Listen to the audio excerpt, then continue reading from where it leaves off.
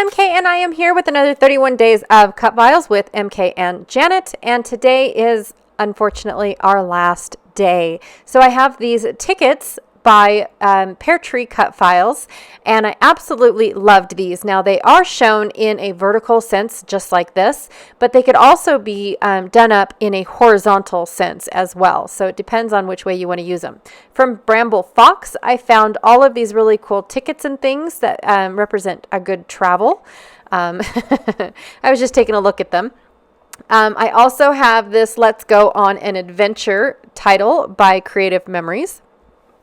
I messed up compass, floral compass, and it was old from Some Assemblage Required. I have a couple pieces of die cuts from Creative Uniquely. Uniquely Creative, I apologize, which I have been told multiple times is an Australian company, but I have got mine from the Not Just for Boys Kit Club. Also from Creative Memories, I'm not sure where that branding strip came from, or border strip, but from Creative Memories, I've got a couple sticker sheets. I've got these two things cut aparts from a Mintake collection, two more pieces from, I think, Creative Memories, Teresa Collins, all sorts of stuff, you guys. These brads are all Teresa Collins, and then I have a branding strip from, I don't know where, but they're cameras. Oh my goodness, I need to throw stuff away. I've got two photos here, one of me waiting at the airport and the other one we just took off, and then I'm going to back them on this scrap piece of white cardstock. I also have this really cool striped red paper from Close to My Heart from many moons ago. From Stampin' Up, I have this vellum piece that has a bunch of scripty words that are unlegible. From Echo Park, Good Day Sunshine, I've got this amazing cardstock right here. It is red and navy, which is exactly what I needed for this layout. So I didn't have to pull out two sheets of cardstock. That's just handy. And then from Asuka, the Spellbound collection, I have this gorgeous collage paper. Oh my stars. It worked out beautiful. Now it is this gorgeous brick on the other side, but I am going to end up using the lighter side for my photos, because one of that little dark area that's almost central in the paper looks to me like a map. Just a little bit. It's probably not. It's probably just a distress image.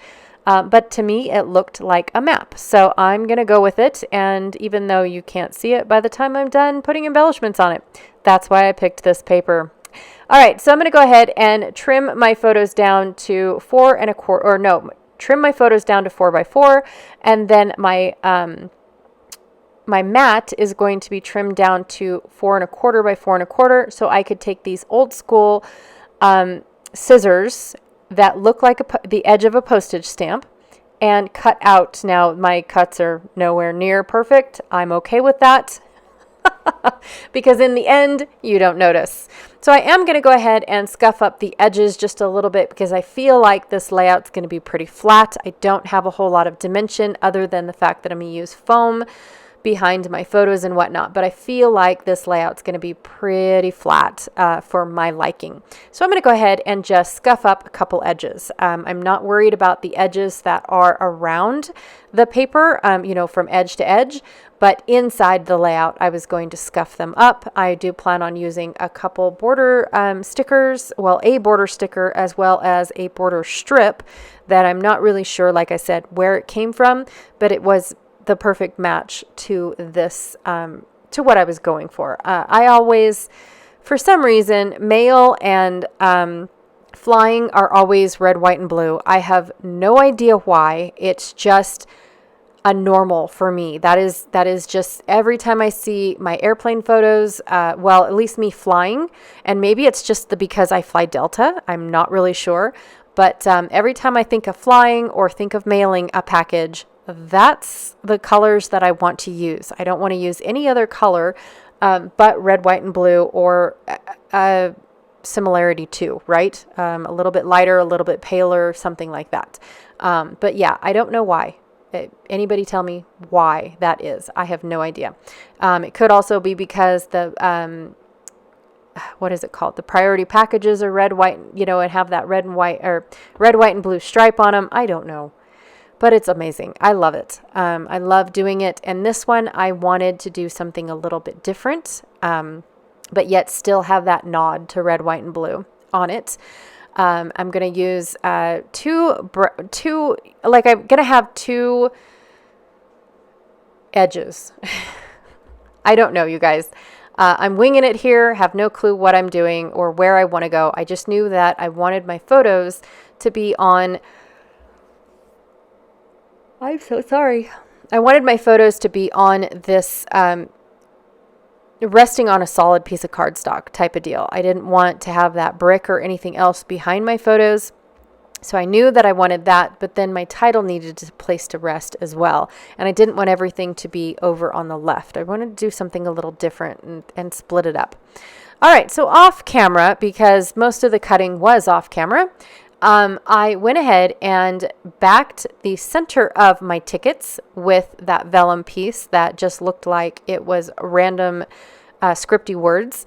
And then I backed the tickets themselves in 3 of them in the blue paper, and then I flipped the blue paper and backed the other 3 in the red paper. So this is just pictures, like I said, of me at an airport waiting for my flight, and then once we took off, I snapped another picture. We're not supposed to. You're supposed to put your photos away and your cameras away and yada, yada, yada, but I like to, not because I'm a rebel. I know, follow the rules.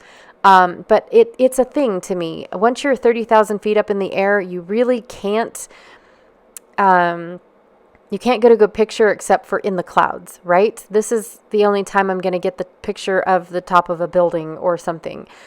So yeah, I try to pull out my camera. Now, my tiny little town has a tiny little airport, which means I need to take these tiny little planes to get from out of my town into a bigger town before I can get on a bigger plane, a big girl plane.